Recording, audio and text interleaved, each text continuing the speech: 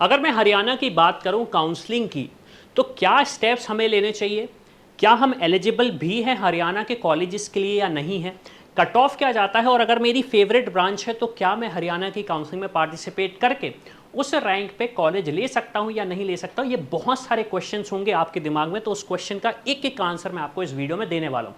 अब सबसे पहली चीज़, आप इस चैनल को सब्सक्राइब कर लो, क्योंकि यहाँ पे नीट पीजी की काउंसलिंग के सारे डिटेल्स मिलते रहेंगे, तो जो इंपॉर्टेंट चीज़ें हैं वो आपको पता चल जाएंगी। और काउंसलिंग में गलतियाँ नहीं करना है, कैसे अपना सिक्योरिटी अमाउंट बचा के रखना है, और आप एलिजिबल हो स्टेट के लिए या नहीं, ये भी सारी की सारी चीज़ें आपको इस वीडियो के थ्रू मिल जाएंगी, इस चैनल पे मिल जाएंगी। तो चलिए स्टार्ट करते हैं हम पीजी मेडिकल इन हरियाणा। अब सबसे पहले तो हम हाईलाइट देख लेते हैं कि एग्जैक्टली हरियाणा स्टेट हमारे लिए ऑफर क्या कर रहा है। ऑफर इन द सेंस कि हमारे पास काउंसलिंग में क्या क्या ऑप्शंस हैं। तो काउंसलिंग बॉडी तो ठीक है, ये तो बहुत ज़्यादा डिफरेंट चीज़ है। कितने सीट्स हैं हमारे पास गवर्नमेंट की, 2,224। अब ऑब्वियस सी बात है, हो सकता है कि जब आप वीडियो देखें तो चेंजेस हो जाएं, लेकिन अभी के लिए ये वाले चेंजेस हैं। एमडी सीट्स कितनी हमारे पास, 226 सीट्स हैं। और इसके बाद एमएस प्राइवेट सीट 99 है, एमडी की प्राइवेट सीट्स 226 हैं। तो सबसे बड़ा एडवांटेज जो एक चैलेंज स्टूडेंट्स को आता है ना, कि मुझे गवर्नमेंट कॉलेज नहीं मिल रहा, मुझे गवर्नमेंट कॉलेज नहीं मिल रहा, लेकिन मुझे ब्रांच वही चाहिए, तो आपके पास एक सफिशिएंट नंबर ऑफ सीट्स हैं इन अ ईयर, आप जहाँ से पीजी करना चाह रहे हैं, मतलब हरियाणा से। फिर मैं रिकग्नाइज सीट की बात करूँ, फॉर डिप्लोमा सीट आप देख रहे हैं 143, 182 आपके पास है। Total permitted MDMS diploma seats की अगर मैं बात करूँ 182। सर्विस बॉन्ड यहाँ पे नहीं है प्राइवेट के लिए, और सिक्योरिटी डिपॉजिट 2 लाख का आपको रखना पड़ेगा। और सबसे बड़ी चीज़ स्टाइफंड की मैं बात करूं तो 40,000 है प्राइवेट में और अराउंड 1 लाख है गवर्नमेंट में, तो ये एक बहुत बड़ा इंपॉर्टेंट फैक्टर है। अब काफ़ी सारे स्टूडेंट्स ये सोच रहे होंगे कि अच्छा हरियाणा का अगर ये एडवांटेज है तो मैं तो यहीं पर एडमिशन ले लेता हूँ। तो हरियाणा में एक चैलेंज है एलिजिबिलिटी का।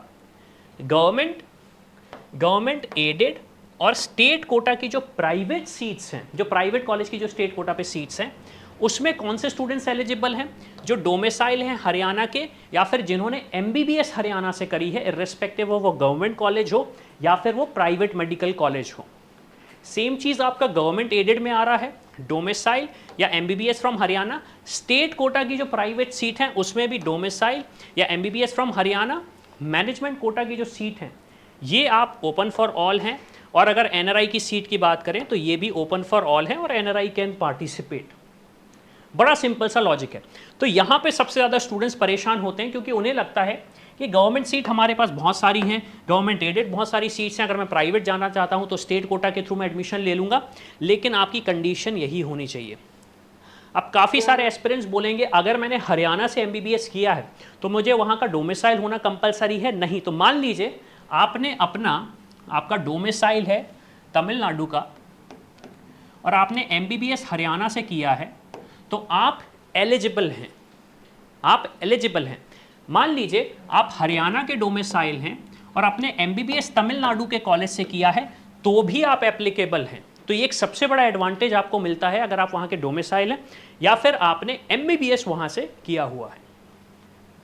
अब क्वेश्चन आता है कि सीट मैट्रिक्स क्या है और फीस क्या है। तो आप सीट्स तो देख सकते हैं, 224 सीट्स आपकी गवर्नमेंट में है। फिर स्टेट कोटा प्राइवेट जो सीट्स आ रही है वो 94 है, मैनेजमेंट कोटा सीट 127 है और एनआरआई कोटा की सीट्स 21 है। इस सीट में ऑल इंडिया स्टूडेंट्स एप्लीकेबल हैं, इस सीट्स में ऑल इंडिया स्टूडेंट्स एप्लीकेबल हैं। फी स्ट्रक्चर आपको देख के समझ में आ रहा होगा कि क्या फी स्ट्रक्चर है। Para clinical, pre clinical, clinical, सारी चीज़ों की फीस मैंशनड है। और यहाँ पे आप देखेंगे 10% का इंक्रीमेंट भी हो रहा है ईयर वाइज ईयर। तो ये चीज़ भी आप नोट करके रखें। एंड ऑब्वियस सी बात है, सबसे इंपॉर्टेंट चीज़ आपको ये समझनी पड़ेगी कि ये चीज़ें चेंज हो जाती हैं डिपेंडिंग अपॉन काउंसलिंग कब हो रही है और चेंजेस। तो अभी इस चीज़ को आप एज अ रेफरेंस लें, ऐसा ना लें कि यही सारी चीज़ें हैं।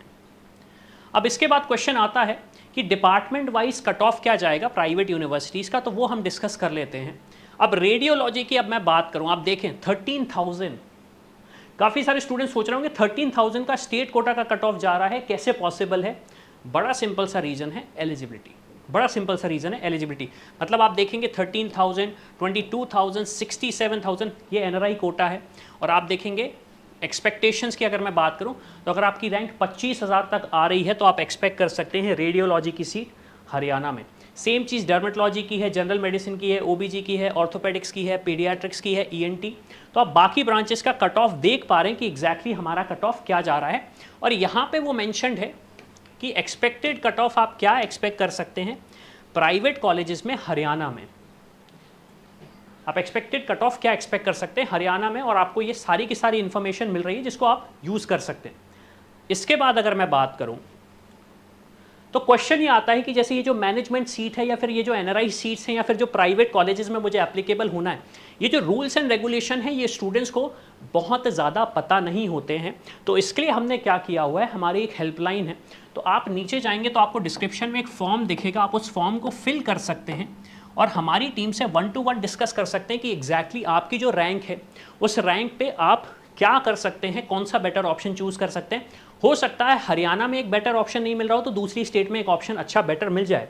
और दूसरी सबसे इंपॉर्टेंट चीज़ जो स्टूडेंट्स को नहीं पता होती कि MBBS यूजी काउंसलिंग में हमारे पास स्लाइडिंग का एक ऑप्शन नहीं रहता है, लेकिन ब्रांच अपग्रेडेशन का जो ऑप्शन आता है ये हमें PG काउंसलिंग में मिल जाता है। तो हो सकता है कि आपको OBG ब्रांच से एंट्री मिली हो और फिर फाइनली आपने रेडियोलॉजी में एंट्री ले ली हो। अगेन वो मेरिट टू मेरिट डिपेंड करता है, लेकिन आपके पास ये एक ऑप्शन आ तो जाता ही है, ये ऑप्शन आपके पास आ तो जाता ही है। तो मेरा सजेशन ये रहेगा कि आप उस फॉर्म को फिल करें और हमारी टीम से डिस्कस करें। और हो सकता है अगर आप चाहें तो इस नंबर पे कॉल भी कर सकते हैं आप 400-222 और टीम से डिस्कस करें कि एग्जैक्टली अब आप क्या करना चाहते हैं। क्योंकि मैक्सिमम स्टूडेंट्स को यही डर है कि मैं अपना 1 साल वेस्ट नहीं करना चाहता हूँ, मैं फर्दर अपने करियर को ग्रो करना चाहता हूँ। तो इसी के साथ मैं हूँ अविनाश, मेरा काम है रास्ता दिखाना, उसमें चल के डॉक्टर बनना आपका। I hope you like this video. For more such videos, keep watching our channel. And do not forget to like, share and subscribe.